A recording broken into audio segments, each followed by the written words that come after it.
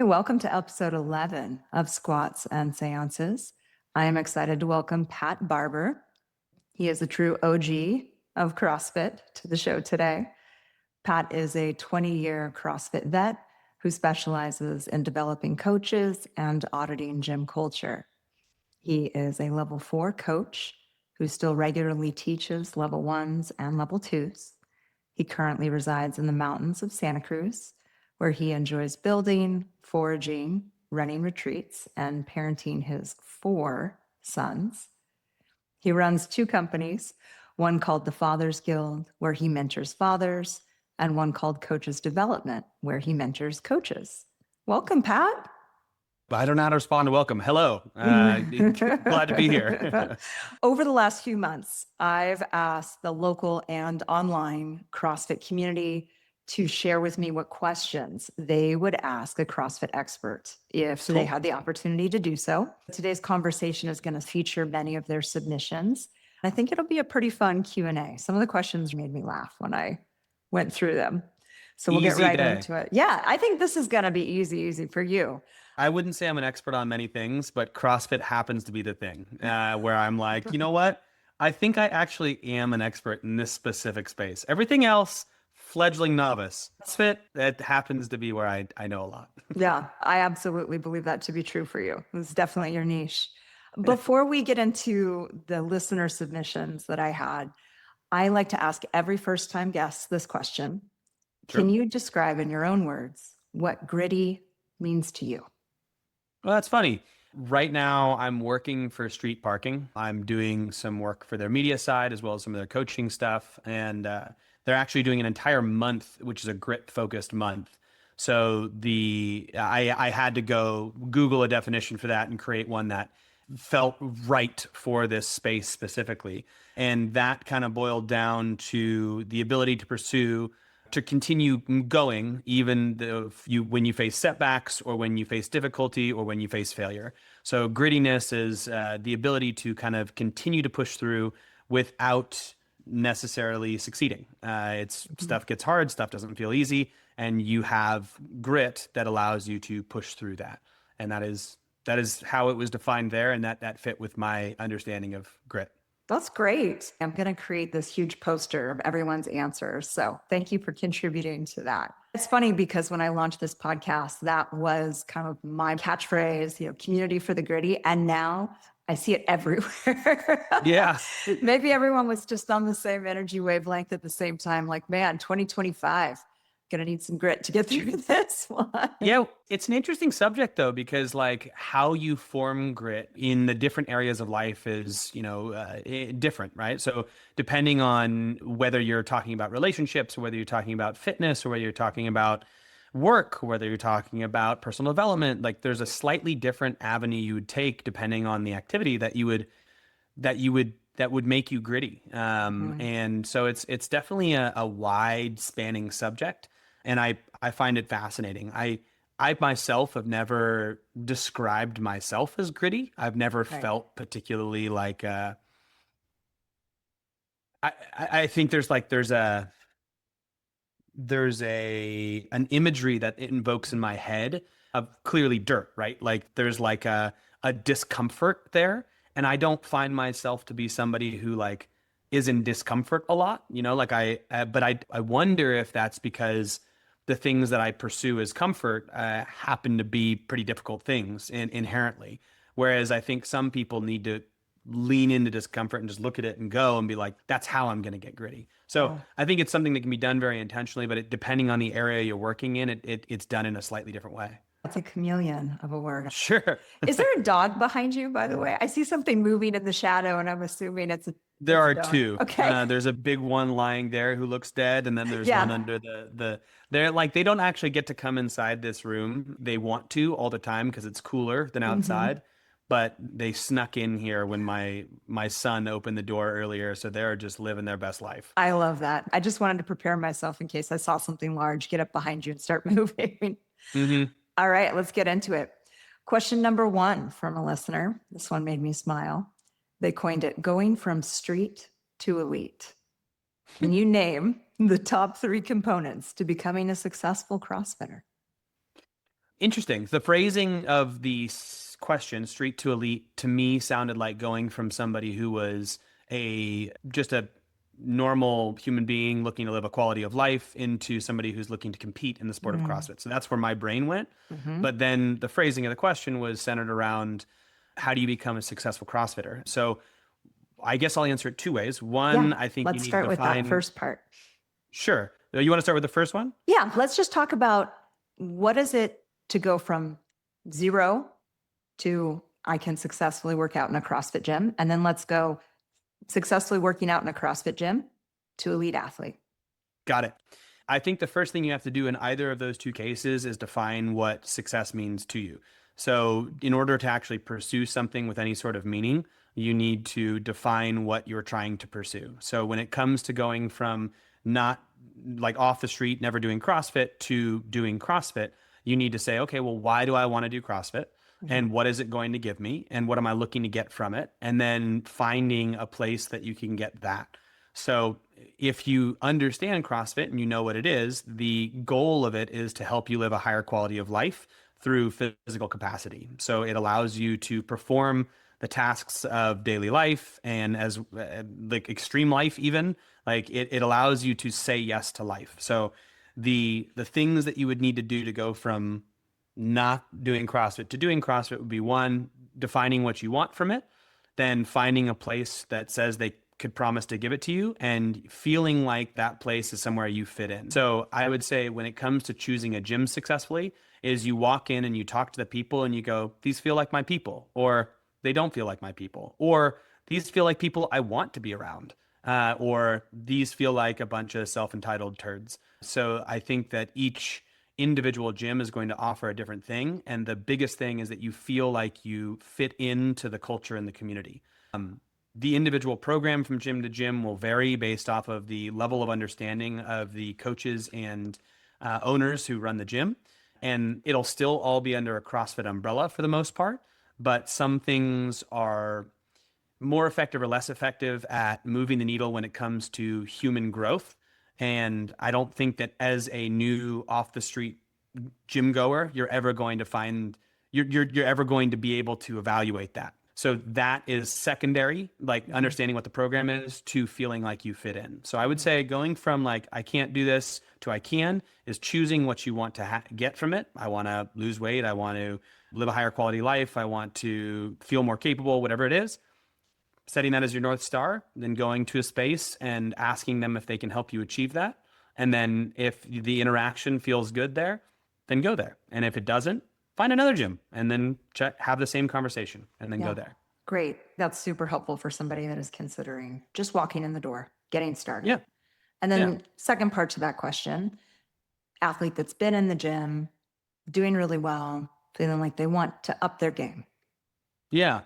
I think the same initial step applies is you want to go why and what are you trying to do? So if you're just trying to live a higher quality of life, upping your game would be a matter of refining the things that you're doing to continue to maximize the adaptations you're getting from the gym. So it would be looking at things like the nutrition that you're taking on board, the amount of sleep that you have, the amount of abilities and ways that you cope with stress outside the gym, the external factors that play into your gym success, as well as your consistency. So if you're just looking to live a higher quality of life, dialing in all of those other pieces are going to be the big focuses for you. I don't think you need anything extra. I don't think you need to do more volume. I don't think you need to do any sort of special program. You need to show up, be consistent, and adjust those other things to be successful. When it comes to if you ask yourself what you're looking for and your goal is to achieve higher levels of competition, like Mhm. I want to go compete at a local level, you need to recognize that the sacrifice that you're making is you are no longer pursuing a higher quality of life per se, but you're looking for a specific goal of competitive performance. So think of it more of like a game. Like I'm going to go learn to play basketball or I'm going to go learn to play football. In order for me to do that, I have to go practice that sport. I have to Mhm. be exposed to that sport. And so in the case of CrossFit, it means being exposed to the sport. And what the sport is slightly higher loadings, Mhm. slightly more volume, and higher levels of complexity. So when you expose yourself to those things, if you're looking to pursue that avenue, it should all come after those other things that I mentioned. Yes. Eating well, sleeping well, being consistent. Yeah. But once you've achieved those and you're looking to achieve a higher level of like competitive performance, then it's about adjusting the volume and the overall intensity and the overall complexity that you're hitting on the daily.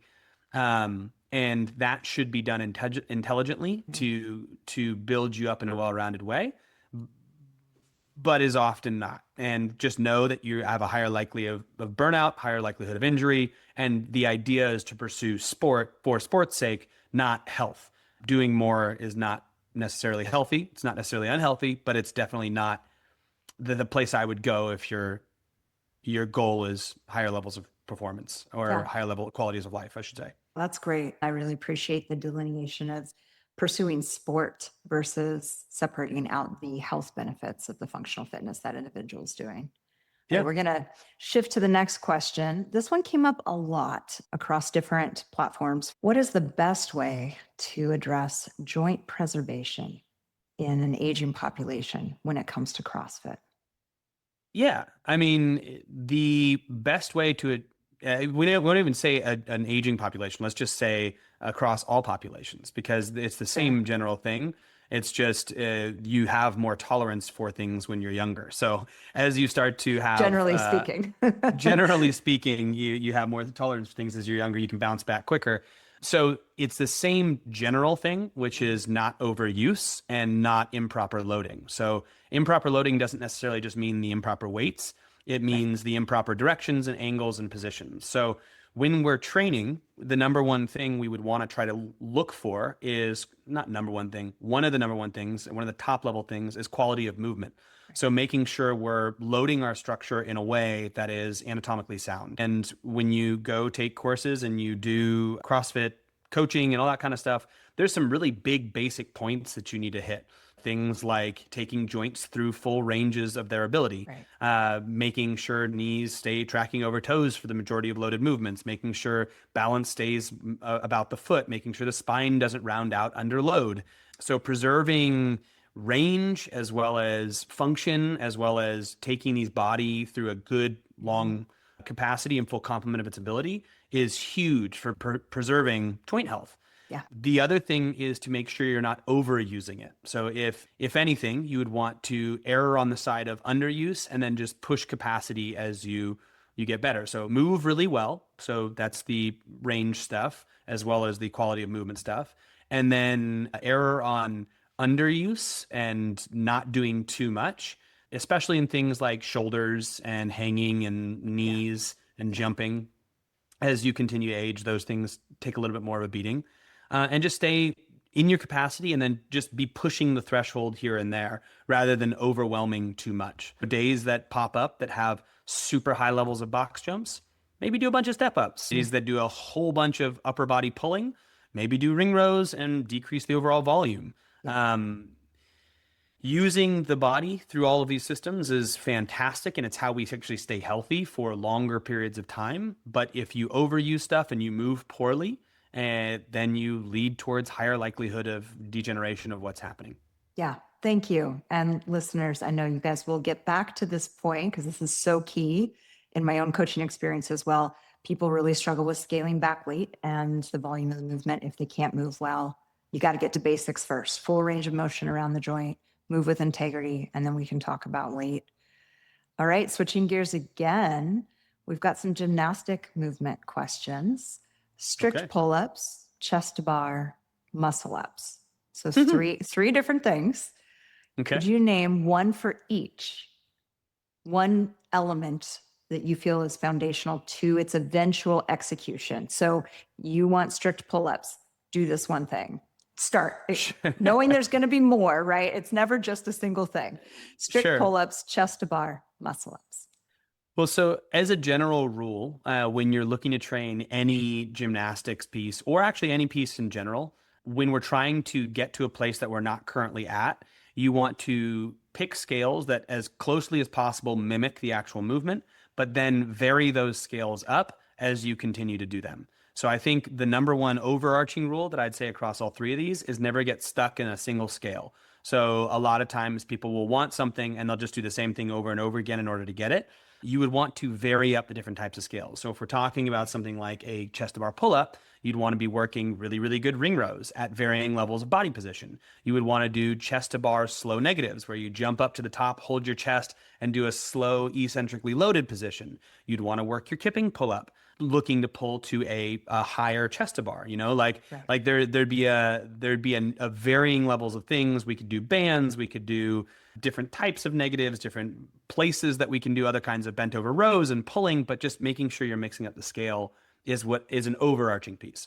So the three movements that you said were one, strict pull-ups, the other was chest to bar, and the other last was muscle ups. Yep. For strict pull-ups, I think you need damage. And the hard part about, right? So like the way we improve as human beings is we damage a system and we stress it, you should say. The body responds by actually healing and becoming better. There's this process of damage to recovery. And that's the thing you're always balancing with any kind of physiological training is damage and recovery.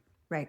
Yep. So I would say for chest bar pull-up or for strict pull-ups, slow negatives are my favorite go-to. Just like where you're jumping up and doing slow negatives down, all the way hit the bottom, boom, and then jump back up to the top. And I like to, at that bottom piece, hang for a second and make sure you get the full complement of the shoulder and then jump back up. So do those in classic strength and conditioning sets, like hypertrophy style, 12 reps, like 3 sets. Like even then that might be too much. So error on the side of slightly too little, maybe sets of 6. So like half the range, half the number of reps. So sets of 6 for 3 sets for the first time you do it, and then go to 8 and then just see how much damage it's doing to you, because you don't realize that eccentrically loaded movements, that lengthening phase of the muscle that you're resisting, do a lot more damage. So you have to do less of them to have the same amount of damage done versus something that's concentric like a strict pull-up. Right. So, And there's a latency period, right? Like you're not probably going to feel that in that moment, but no. 12 hours later, you're going to feel it. You're not, you're going to be like, so you guys this doesn't listeners feel too bad. Yeah. You'd be like, I feel great. I'm going to do another 6. I don't know what's wrong. And then tomorrow you're like, I can't lift my arms up. Yeah. Yeah. I would say that would be a thing that you could spend time on is strict pull-ups there. The next one would be chest to bar. For chest to bar, so chest to bar is generally done via a really dynamic kip and then a high pull, right? Yep. So I would say there would be 2 things: is making sure your kip is dialed, making sure you're fully using the complement of the hip, because it's if you're doing a half kip and then expecting to get a good upper body pull, you're kind of scrooged. So I would say make sure you've got a good gymnastic style kip, big firing of the hip, big closing of the hip, big opening of the hip. And there's plenty of drills online you can check for that. Yeah. And then I would do some ring rows, like a pretty flat looking ring where you're pulling to the chest level all the way down to kind of almost like below nipple line and really holding there for like a second, and then coming back to straight. So you're getting more of that bottom end pull as you go through there. So the bottom end pull coupled with a really dynamic kip, I think is what's going to really get you there. That's great. I appreciate that particular scale for that, or building strength. Because in the coaching world, I often see that as coaches, they just program more pull-ups to try to get chest to bar, right? And so where do you get that deep pull? You're right. And you got to have the full opening of the hip, and you need to be able to pull all the way to your sternum. So I think that's great. Thank you. That's a really good example. You're welcome. And then for muscle ups, are we talking just bar muscle one ups? thing. No. Yeah. So what comes to mind for me is it's a good question. They didn't specify bar or ring. We can do both. Okay. We can do both. Yeah, let's do it. Bar muscle ups and all of these things, when we move on into dynamic like chest to bar and bar muscle ups, we're assuming that people have strict pull ups. We're assuming that they have the shoulder girdle strength to handle a dynamic load through it. That's just a thing. I would say bar muscle ups, one of the big things that I see working for people is recognizing that it's far more of a toes to bar movement than a chest to bar pull up style movement. Right. So making sure your kip is more of a drive down and elevation, where like you're doing that big dynamic hip from the chest to bar, but instead of pulling to the bar to get that chest to the bar, you're doing more of a drive down, like a lat pull down that elevates your body up behind it. So doing a lot of these big kips that then with a lat pull down, more like a toes to bar. So your body is behind the bar that you can then work on diving forward to it. So I would say that that general psychological framework is what tends to get people closer to it. And I've been criticized for this before, and I am happy to put it out there. Do it. There is a time and place for me where if somebody shows me physiological strength, they show me all these other things, and they have this psychological hurdle that you're seeing them just get stuck. I have allowed people to do a chicken wing for the first or second or third time, or they're in the open and it's like they're about to get their first one and you do it. I've heard people have horror stories of this where they tear biceps and they tear pecs, and I've never seen that. I've never had that happen, and it's like on the fly a call that I'll make, but it's not really what I would teach. But if someone's having the psychological hurdle, I would head there. For ring muscle ups, the progression for the ring muscle up is so good that they do at the level 1, Right. and having It people, really is. Yeah. yeah, there's such a kinesthetic awareness that many people don't have of how to stay tight, how to pull to here, how to dive the chest through. So just doing tons of reps on a much like strict reps down on really low rings is huge for me. A unique one that I would say that people can do is a ring muscle up negative. So you get to the top of a dip. Okay. Yeah. And then you slowly lower yourself down, and then you turn your wrists over so you can get to that false grip. Right. And then transition down, and then do that again. So you're working that eccentrically loaded piece again and learning how to keep it all tight. Because like when you're down below, you tend to want to pull wide. Yes. When you're up above, you don't want to go wide. And then you recognize how tight you need to be as you drop through, and your body can kind of work it from the backwards to the forwards, and then you try it from there. That's brilliant. You actually answered a side question that came up, the necessity of a false grip for ring muscle up. I believe it's necessary, but I'm L3, you're L4, you've been doing this at least 10 years longer than me. What are your thoughts? Think of it as like a tool that in order for you to do something easier, you could use a false grip, which is going to shorten the lever arm and be a grip that you don't need to move. Yeah. So what happens with a false grip is you go from a pulling position to when you transition, you go to a pushing position, and it's the ring stays stacked under the forearm. Correct. So you don't need to move your hand to do that because of where it sits on the ring. You just turn your hand around and you're good. If you're in the 4 on your fingertips, when you go to transition above the ring, in order to get from your fingertips or even the palm of the hand to stacked under the wrist, you have to slide your hand around to do so. Which, in order for you to do that, you either need to be obscenely strong in your pull, or you need to have a kip. So when you kip, there's a weightless portion where you're transitioning from below to above, and you can just go whoop and slide your hand over.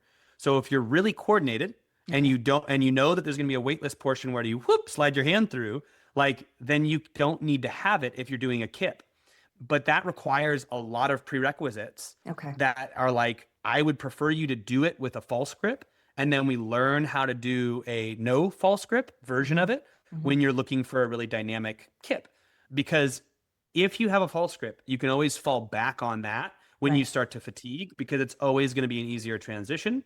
But if you don't have a false grip and all you have is this dynamic kip, the second you start failing, you're done. Like you're not getting any more. So I would say it is like a progressive thing, is like you learn the false grip, you do the false grip strict muscle up before you move on to a false grip kipping muscle up where you get a little bit of a hip in there. You realize how easy the transition is. And then you understand coordination and all these other pieces, and you're dynamic through the hip and you're competing in it, and you can do just like a normal grip. And then there's like half grips in between. So it's just like a tool, time and place thing. That's perfect. Thank you. I love this. I could talk about this kind of stuff all day. Samesies. All right. Next question I've got is injury prevention. In your opinion, what is the number one thing to do to not get hurt in a CrossFit gym? The number one thing is to reduce your ego. And so the number one thing that I see people getting hurt doing is doing something outside of their ability level. That could be due to a poor direction on the coach's part, like not telling you what's expected. Or more often what I see is people who think that they just need to do what's on the board and they just do the wrong thing. Like they do too much load, or Yeah. they don't move particularly well, and they use smaller structures before they use bigger structures. And so I think that's, if you can let go of your ego and you can be there to learn, and you can use lighter load, and you can move better and get beaten workouts, like you'll have a much lower likelihood of being hurt. Now, coupled with that is you also need to basically have some, like, how do I say this? You have to have some like personal not autonomy, but like responsibility, like to be Hmm. like, this doesn't feel right, I'm not Right. doing this right, I want to change, Right. rather than I'm going to push through. And that is a lot of the coach's responsibility, to make sure they educate you on what that should Yeah. all feel like and the culture that should be there. Yeah. But I would say that's the number one, is drop ego. The other one is don't do too much. And sometimes people don't have an ego, but they think that more is better, and that's just fundamentally not the case. It's like you have the rest of your life to get fit, and the fact that you showed up, like, you're doing good. So take each day as just like a small piece to a larger puzzle. Don't feel like you need to toss it all in the same day. And I think that that's a failure on some gyms part. They just do Right. too much programming wise, but it's also a Oh, failure yeah. on some athletes part, where they're like, oh, there's three scales here, I'm going to take the one that has the most amount of stuff and I'm just going to hammer it. Or they just won't rest, or they're like, after class, I'm going to do 5 sets of 5 deadlifts. And you're And also to have a coach there that watches that come over and say, why don't we chat about what you're doing right now? What's happening? like, totally.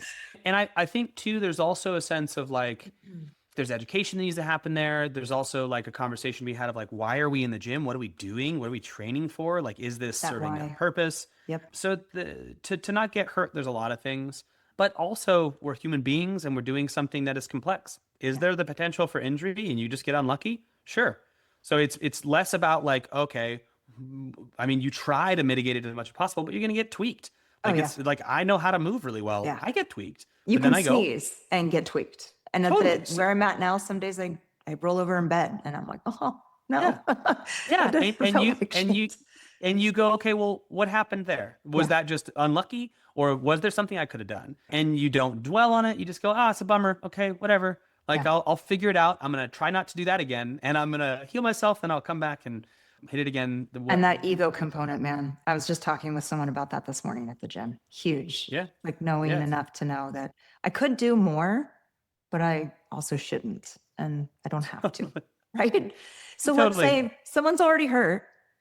They already got hurt, whether ego or just sneezing in my Sure. case. What's the most important thing they can do for their recovery as it pertains to the scope of CrossFit? Uh, I would say, I mean, all injuries are different, but I would say, depending, like the vast majority of them, like movement is pretty good. As long as you're moving pain free, like you come in and you do things that are outside directly eliciting pain, that continued consistency will keep you on track with the other goals that you have.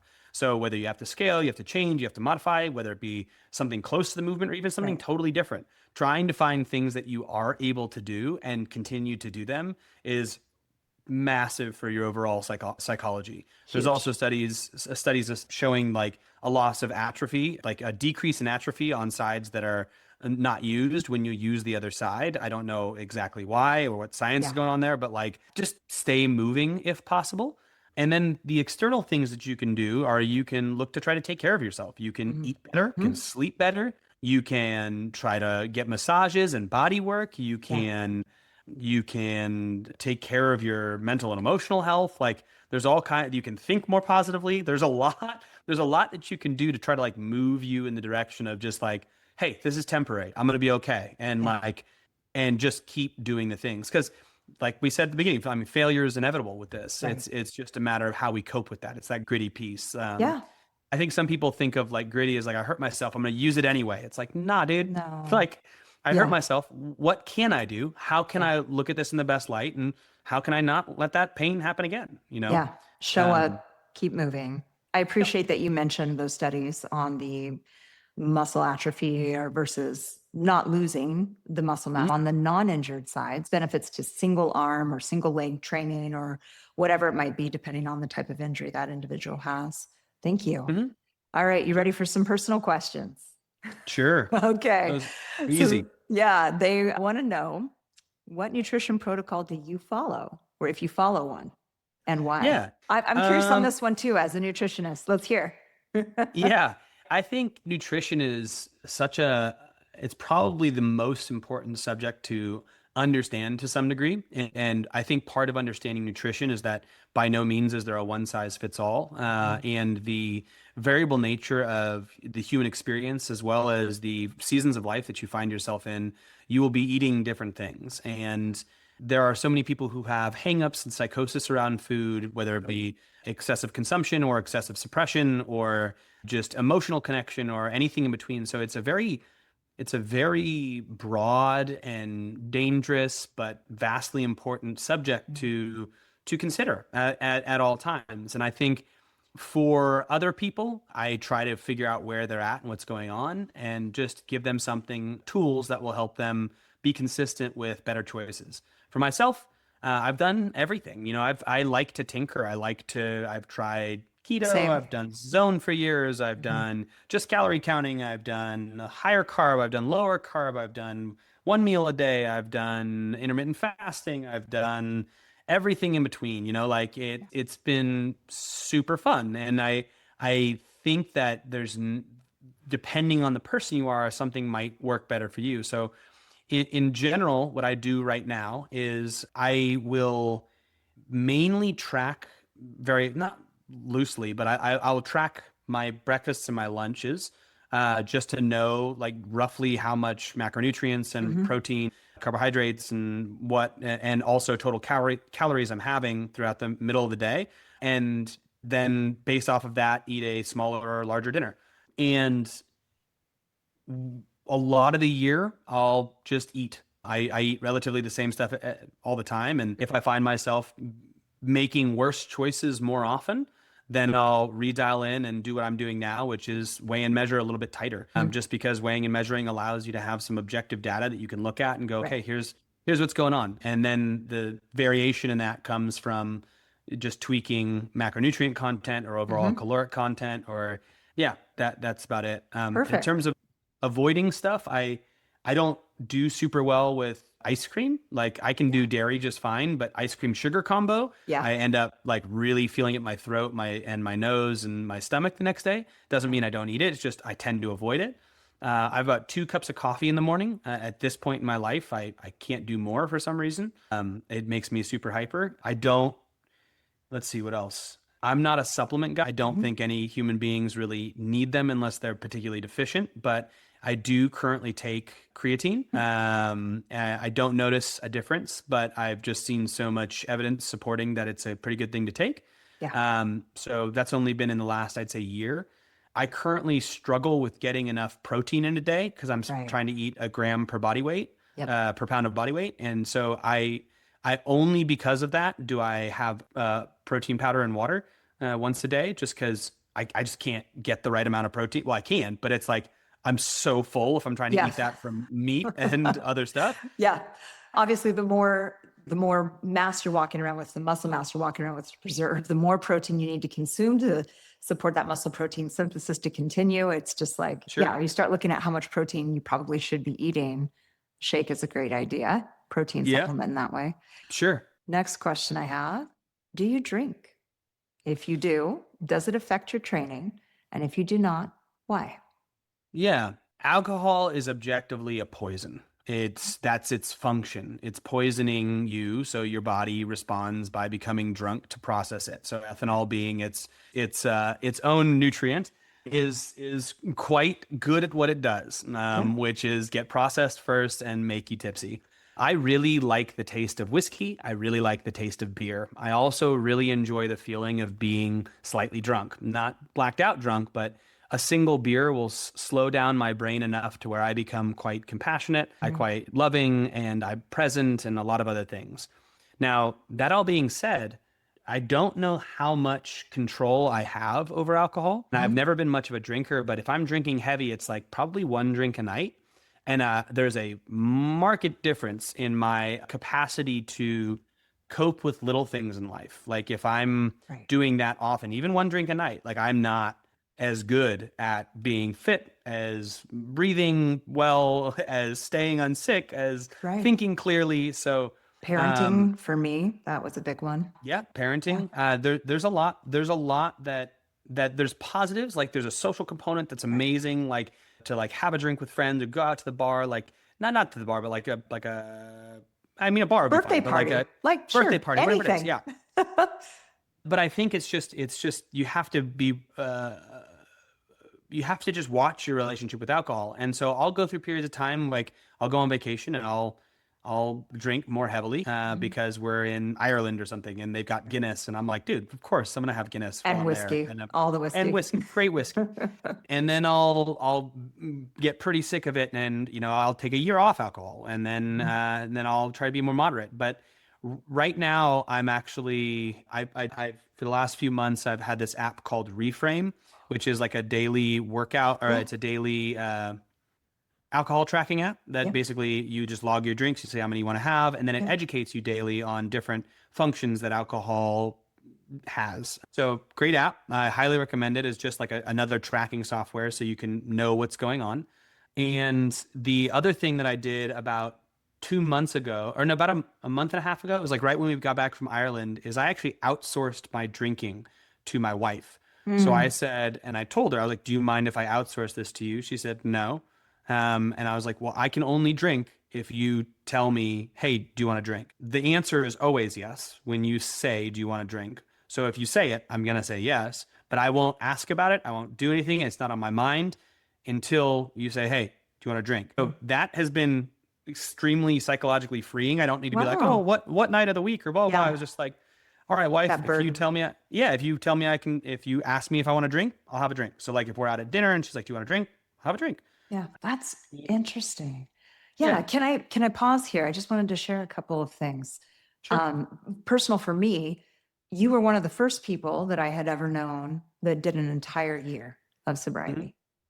And this was many years ago. And this is Yeah. really when I was in the thick of some other stuff. And I was like, wow, that's amazing. And I don't think I'm ever going to be able to do that. It just seems like I would miss out on so much. And I also enjoyed wine and all the things. Fast forward, I mean, this must have been 6, 7 years ago, maybe longer. Just over a year ago, I found Reframe. I started logging. I was like, I'm just Nice. curious, I just want to Yeah. learn about this. Completely opened my eyes. How Yeah. much I was consuming was way more than I thought I was. Learning about the neuroscience behind what alcohol does, the physiology of how it affects the body. Me being me, I started reading all the books and everything, but it started with Reframe. Nice. As of September 4th of this month, I am 1 year sober from alcohol and I've Hey. recorded it all. I did it. And I just like, this is a full circle moment for me, dude. Like, There it you were is. the first person that I knew in my social circle that did that. And I was like, oh man, I could never do that. That seems You like an you incredible can thing. and you did. I did. And so, anyone else that's listening, you guys could do this if you wanted to see. So, not dissimilar to you. And I know this isn't an episode on alcohol Yeah. consumption. So, I'll rein it in. But the sobriety factor has completely changed how I train. It's changed my body composition. It's changed my mental outlook. It's done a lot more than I ever thought it would. Yeah. So I just thought that, that's a real personal question. Do you drink? But when people think of, these athletes or these individuals that they look up to, and especially in the fitness industry, like that is kind of a hot button topic. And it's one that not a lot Sure. of people talk about. So I just want to thank you for being vulnerable and sharing because I just had a moment I wasn't expecting to have. That was amazing. Well, that's great. I mean, Yeah. I congrats on your journey. I Thank think you. it's an interesting one because like I actually don't care what people do. I just care that they do it intentionally. So like, and I think that that's important for yourself. Like if you want to drink, have good reasons that you're drinking. Be like, I'm doing this because it's on purpose. I'm Yeah. doing it because right now in my life, I feel like this is the best choice. Yeah. I feel like this is what I want to do. And I feel like so many people haven't evaluated that. And there's seasons of life. Like, I mean, you're Oh, one yeah. year, right? Yeah. And I did 1 year a while ago. I didn't notice any difference in the 1 year. It wasn't that hard for me. And I was like, that's not bad.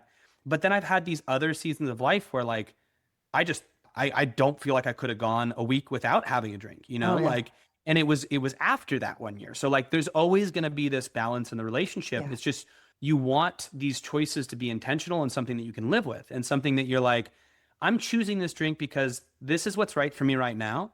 And I'm going to reevaluate it again and again and again and keep coming back to like, is this appropriate for me? Because there's times where it's just not. And something that hit me recently that's really had a big shift in some of my perspective is I did a bit of an analysis of all of the times in the last 3 years or 4 years that I've had a not an emotional break, but like a incontrollable amount of frustration or anger, or it's like just like a mini breakdown. Like Yeah. I'm not an anxious person and I'm not bragging. Mhm. I just like I don't have anxiety, I don't have depression, I don't have uncontrollable thoughts. I'm very logical. Like my brain tends to work that way. It's how I cope with the world.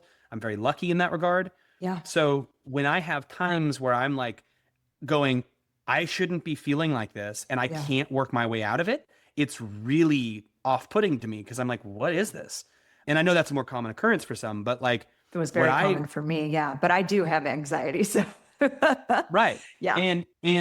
And so but this allowed me to examine. So I looked at all of those times and I realized that every single one of those times was usually on some sort of like it's over a holiday or like on a Hmm. vacation or something like Hmm. that, where there's been repeated nights where I've had four or more drinks. Yeah. And the thing that I realized it was, and this has happened in New Zealand, it's happened in Ireland, it's Yeah. happened in Hawaii 3 times, it's happened in on the American River most recently when I had a trip there, where I'm like, I'm in these places that are great and I'm a happy person and I'm generally good at making my life feel great, not in these places. And I'm Right. in these amazing places and I'm like, Why do what? I feel like And I'm logically going like, what is going on? And yeah. so something I'm re-going back through the beginning stages of Reframe because I like to restart when I have had a long period of time off, and they redo those educations. And one of the ones that's from the early like first 6 days, they talk Hedonic about set point. the hedonic set point. Yep. And they talk about the hedonic set point. Essentially, this is how you feel pleasure. We all have it naturally. And it gets elevated to a Mhm. point where, like, if you are continually having four more drinks, your hedonic set point goes up, where things that normally make you happy no longer make you happy. And so all of a sudden you're sitting there just feeling like a turd and you're like, what's going on? This is like not how I normally feel. And you can't logic your way out of it because there's a hormonal thing going on Right. that you're like, what is happening here? Yeah. And then to double down on this, that helped me like really connect the two, was a lot of what happens in these times is I'll become more needy with Mm. intimacy from my wife. So I'll be Mm. like, and I'll blame it on that. Like, we haven't had sex or blah, blah, blah. This is bothering me. And this is the problem. But it's not. I think what Mhm. it is, it's my body being like, hey, you are feeling lower than you normally do. What are Mhm. the things that will get you back higher? You've got alcohol. What's your Right. other thing that Oh gets yeah. you? Oh, Sex. pleasure, like Hmm. sex, like Hmm. go there. And I'm like, oh my gosh, like it's not that. It's this combination. It's this. So my body's seeking to get back to that homeostasis, Hmm. and I can't do that anymore. I don't think I'll ever be able to justify more than four drinks for more than one day. There's a lot of really good research out there on what happens with dopamine in the Yeah, body. And yeah, that wave pool effect. So you're just kind of waiting now for the waters to settle because you're like too much and then not enough and then too much on the other side. Oh my yeah. gosh. So Yeah, that's so I outsource powerful my stuff. drinking. Thank you for sharing. People need to You're be, welcome. they need to hear about it. Like I do think that people should know, like it does make a Sure. difference. And if you want to live your best life, probably moderation around alcohol, or for some individuals, if it's right for their season, cessation of alcohol consumption, that can really be helpful. I'm going to circle back to the questions here. So we already talked about supplements. The last one I think I'll ask before I want to talk about the games with you Sure. was, do you even sport? Sport. Do you even sport, as in the theoretical hierarchy of an athlete, right? We've got all Oh, of those gotcha. things. What's your sport, Pat? I play everything. So I am a what is it? Audiophile? What's the term for many faceted person? I do all sports. I've always loved. That's how I got into CrossFit. Is like I did Mm. every sport, and I was like, this looks fun, and there was so much stuff in it that I was like, Right. this is really cool. It feels Yeah. like I'm getting exposed to a lot. So these days, my main sports are I play volleyball. So I play doubles beach volleyball, and I surf. And those are the two things that I'll invest my time into. I still play like soccer with my son, badminton or ping pong, or I'll go bowling, or like I do everything. But like my main sports that I actually put time and effort and energy into would be volleyball and surfing. Fantastic. Yeah. All right. You ready to chat about the games? Easy day. I've read somewhere that you've been there 6 times as an athlete competing. Is that true? 8, 9, 10, 11, 13, 14, 7. No, there's 6. 6. Yeah. Okay. So you guys Yeah. got that 6 times. No, 15. Wait, it's 6. Yeah, something like that. 6. I feel like anything over 5 is like, okay, you've already surpassed what I was there. 99% of the populace is going to do. They wanted to know, could you just generally describe what it was like when you were competing? And I think if we want to be more specific, because that question is very open-ended, how did your nutrition and training differ from sort of life as you know it now in a maintenance phase, just to be able to do your sport and excel at life in general? So what was it like when you were training to be a games athlete? Yeah, I mean, it's like anything that if you're truly passionate about it and it's all consuming and it's kind of your job, you just do it more than anything else in your life. So you spend a lot of time at the gym. I was very fortunate to start this sport when it was very young. So when I initially started, we were just doing one workout a day, and we would do that one workout really hard. And then the games supported that, like there were not that many workouts in a single day, and it was kind of a spectacle when there was. But then 2009 really switched that around on its head, where it was like all of a sudden it became the survival of the fittest rather than who is the fittest, and it was just so many workouts. And the people who won were people who did multiple days of training. So when the sport shifted to having volume, then volume goes up as an athlete. And when volume goes up, you need to be more precise with nutrition and sleep and all of the recovery that you're doing. So what it was like in the later years of training was a lot of being in the gym. And basically, for me, I was always very fortunate that I had really good training partners. I had a group of athletes around me that I would beat them some days, they would beat me other days. And so every day you're just riding that threshold of beating people in different types of modalities and just doing that over and over again while trying to eat to maintain a caloric balance and not dwindle away into nothing. Which is easy when you're at 27 and everything works, It's way different in the 40s. Yeah. It is different. But Yep. And so it was just a game of competition is a game of energy management, and training was a game of injury management. I was fortunate enough to not have any major injuries, and it really enjoyed the act of competing. So it was very fun, all-consuming times. Yeah. But then I grew up. Yep. As we all do. You say that. There's plenty who don't. That's true. Yeah, I should eat my words there. That's where you met your wife, right? Is that where you and Taz met? Yeah, Taz and I met in the 2009 games. And did you compete on a team with her? I have competed on a team with Taz twice. So we competed for CrossFit New Zealand in 2010. We competed for CrossFit New Zealand. And in 2014, we competed for NorCal CrossFit together. That's awesome. So I guess you kind of answered my last question on the games. Would you ever do it again? Would you ever try to compete again? No. I've done what I wanted to do. There was a number of years where I used to go back to the games and I'd sit there and I'd watch and I'd be like, dude, maybe take another crack at it, because I'm got the itch.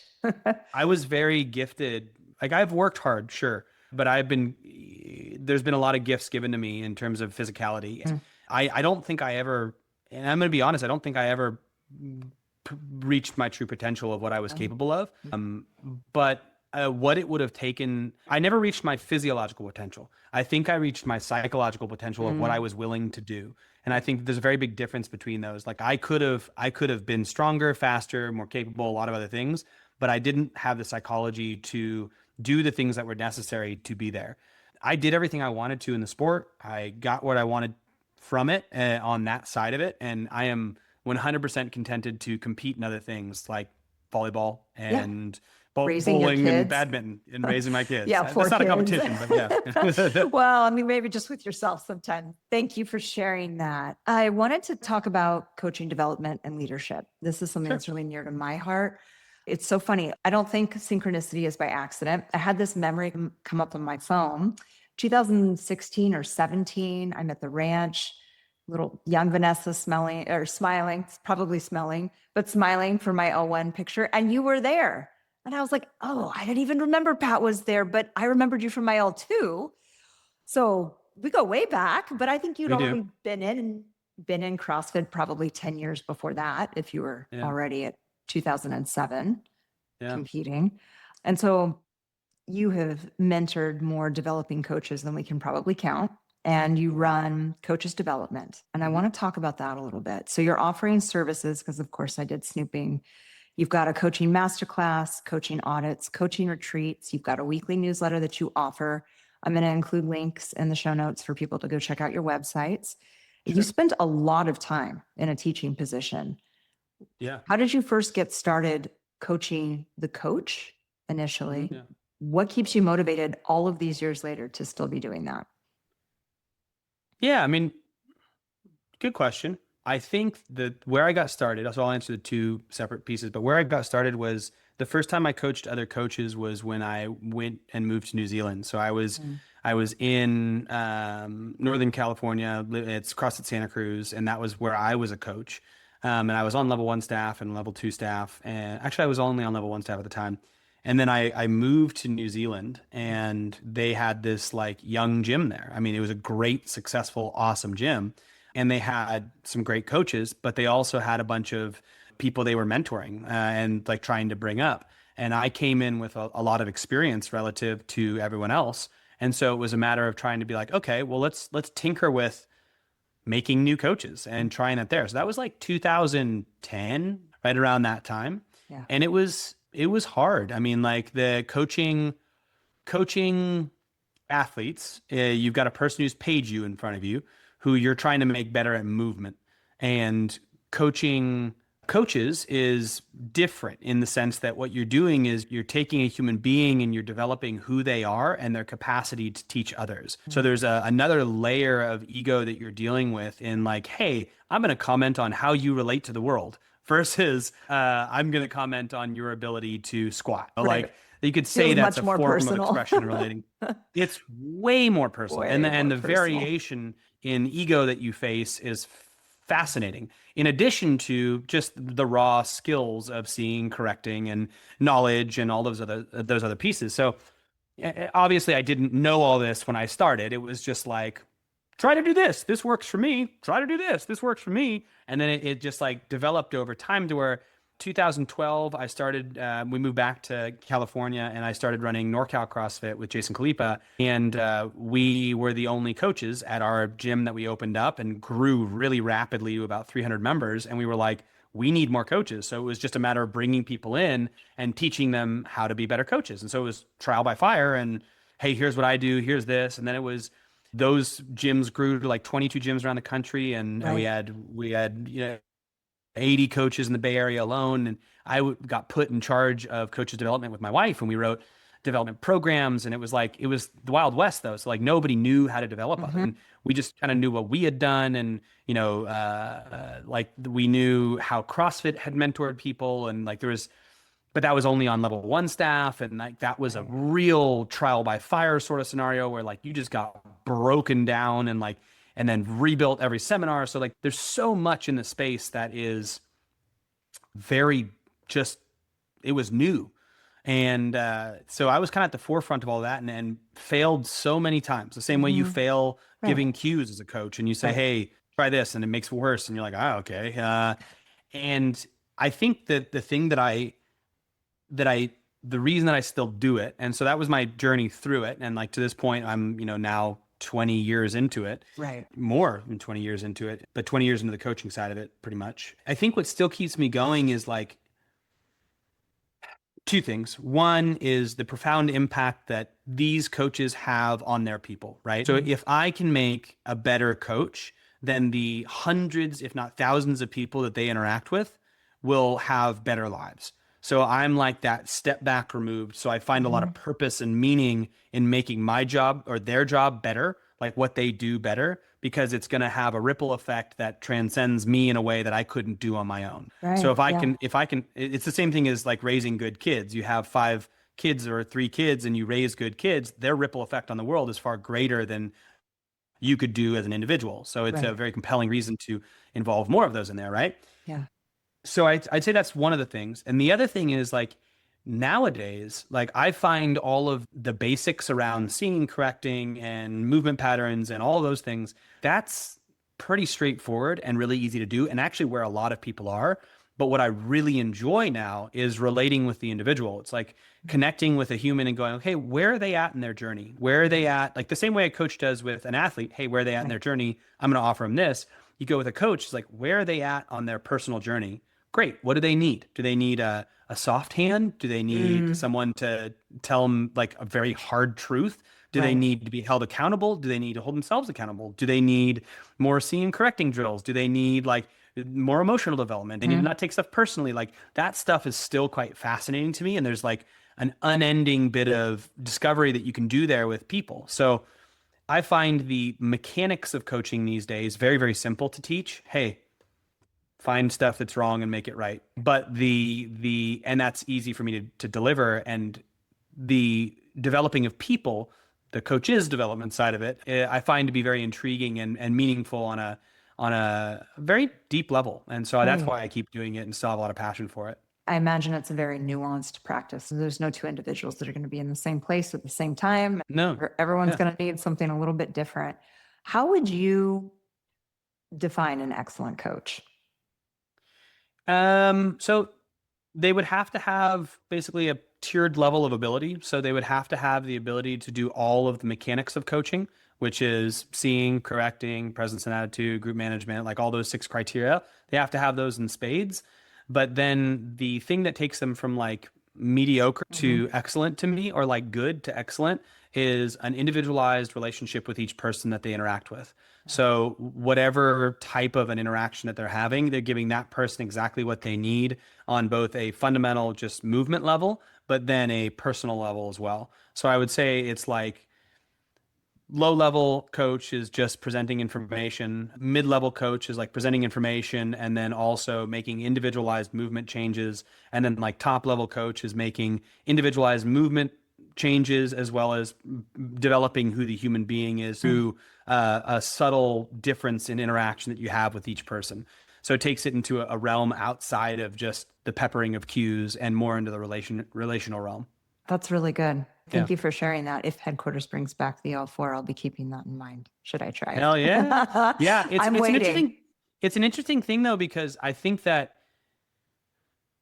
there are people who try to jump levels, right? So they'll go, okay, I'm gonna relate to the person, but they don't see and correct. And you're like, you shouldn't do that. I mean, you could, but like you're gonna be minimally effective at your actual job, which is making them have better movement. You Right. know, like Yeah. so like people will like sometimes they'll just I don't know. It's finding out where they're what they know and what they're doing is like the best thing for me. That's like those are the coaching audits that like if I can watch Hmm. someone's class, I can be like, cool, you clearly prioritize relationships. Great, we Right. don't need to work on that. Let's work on these things. Or cool, you clearly prioritize nothing. Let's start with the basics and seeing and correcting. You know, like Right.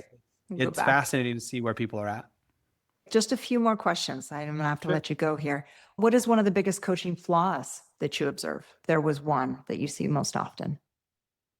Just not coaching. I mean, I Mhm. see so and so I'll define coaching as the difference of making individual change happen in a person. So teaching is just relaying of information. Hey, put your knees here, lift your chest up, drive your elbows out, blah blah blah. Like you're just telling, hey, on this squat, I want to make sure you go below parallel, blah blah blah. Like those are just statements until you go on this squat, I want you to go below parallel, a little deeper. That one, good.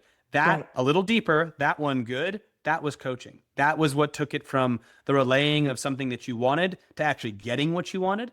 And I think that is vacant at a lot of gyms. Like a lot of coaches Yeah. just misunderstand that mechanic of like, I'm here to watch you move. And if you're not moving how you should move, I will make you move differently. Yeah. That is my job. And I'm going to do that through cues, not dissertations on movement, but like try this, do this. It's very quick little peppery thing. So I would say that's the number one thing that I see is Mhm. the lack of coaching overall. I would love to have a whole nother episode where we talk about specifically coaching development, gym ownership, programming, those kind of Sure. things. Last question I want to ask on this one, someone just starting on the coaching path, maybe they just got their L1.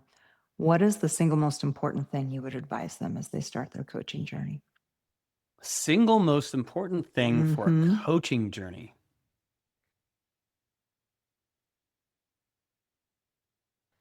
I'm going to say this because it's because you can actually, that's interesting. I don't know. It's hard to pick one. There's It probably is hard to pick. many things you could tell I, somebody. Yeah, I'm like trying to figure out if I want to go like mechanical, like something that's like, hey, do this and prioritize this, or emotional, right? And relational. Because like there, Why okay, don't you give me your best for both? I'll give you my best for Because both, and anything you put you out have to here do is just going to help people. you have to do both of them. Okay. Uh, you have to create a space that people want to be. So that can be through humor, it can be through success, it can be through relationship, it can be through music choices, it can be through like fun. Like you need to make sure you prioritize that people in those classes are stoked that they were there with you. If they are not stoked, they will not come back and you cannot help them anymore. So first and foremost, they need to have fun, and it doesn't need to be your fun. Mm-mm. And you don't need to have fun, and it doesn't need to be about you. It needs to be about them taking what they want from this, which plays that individual nature of what you're giving people. So mess around with making sure that when people leave your class, they got something from it. And again, there's many different ways you can do that. Preferably you do it in all the ways, but pick something that you're really good at and give them that. I would say on a mechanical level, you need to have high standards. And it is better to have higher standards than lower standards. And that means twofold. One is standards of range of motion, which is more of a quality of, well, it's a function thing of making sure people preserve function of their body and capability of their body. And then two, and that's more like a judge. And two is quality of movement when it comes to technique and injury prevention and stuff. So just asking for more when it comes to quality of range of motion as well as quality of movement and having a higher standard at the very get-go, that's huge. Set that as your North Star. I will be strict with standard and then make people love it. You know, like, Yeah. so make people love it while being strict with standard would be the foundation that I would work Yeah. from. The You can the work two on, words that come to mind when you're describing this is connection and integrity, sure. right? Yeah. Like connect with you, know your community, connect with your audience the way they need to be connected to, and Mhm. then hold them to the integrity of the movements that you know how to teach, right? Yep. Yep. That's And you're going to get awesome. both of those wrong. Yeah, You're going to get both of those wrong a again and lot. again. And then you're going to look after class and you're going to be like, what went wrong there? And then you're going to watch old video of you coaching and you're going to be like, oh, that's cringy. Or you're going to watch, you know, like you're going to remember, like you'll use this cue for 10 years and then Yeah. someone will open your eyes to the fact that that doesn't actually mean what you think it means. And then you're like, oh no, you know, like uh, Oh, shoot. it's, Yeah, it's like I think of it as failing up. You have to fail to keep building on your yeah, skills as a coach as much as an athlete. Wow, Pat, thank you so much. I want to be respectful of your time. There's so much more I could talk with you on. I would love to have you back on and talk about the Fathers Guild. I had a bunch of sure, questions for you. My season 2 is going to be primarily on a lifestyle focus. And I think sure. that that is going to just be really, really potent to talk about as a community place for fathers, because there's a lot of women a lot of women empowerment, a lot of women that kind of sponsor things like that. And so it was very refreshing to check out the website. And I'm going to include links for that as well, listeners. So we didn't get a chance to cover it today, but I do want to circle back to that. And again, I would love to talk about gym ownership, programming, what that looks like too, because I know you and I have had some conversations on that as Yeah, well. There's so much that we could talk on. Last thing is if our listeners want to connect with you and all the services that you offer, where should they find you? What's the best place? yeah, yeah. For the coaching stuff, you can go to coachesdevelopment.com. All my stuff's there. For the father stuff, you can go to thefathersguild.com. And you can find those both respectively on Instagram as Coaches Development and the Fathers Guild. Awesome. Thank you, Pat. It has absolutely been a pleasure. Your time and energy are so greatly appreciated. I hope you Thank have you. a great day. You do the same.